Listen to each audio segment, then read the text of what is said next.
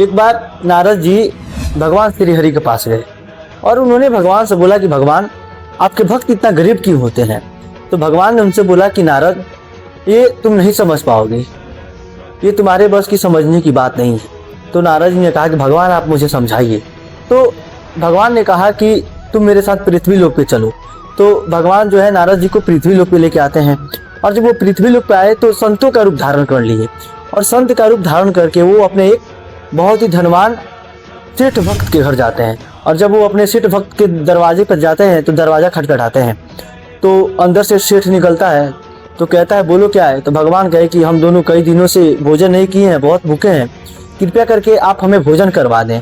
तो जब ये बात सेठ सुना तो एकदम गुस्सा में हो गया और भगवान को उल्टा सीधा गाली देने लगा, बहुत बुरा भला कहा और कहा कि तुम लोग मेरे द्वार से भग जाओ, जाओ किसी होटल में खा लो।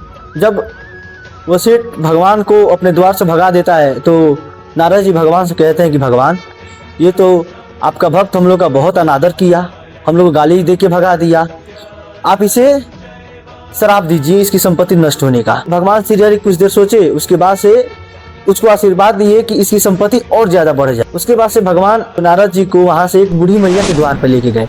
जो बूढ़ी मैया थी वो भगवान श्री हरि की भक्त थी और उस बूढ़ी मैया के पास एक झोपड़ी और एक गाय के अलावा कुछ नहीं था। तो भगवान ने उस बूढ़ी मैया का दरवाजा खटखटाया, बूढ़ी मैया बाहर आई। तो भगवान बोले कि मैया हम लोग भूखे हैं, कृपया करके आप हमें भोजन करवाइए।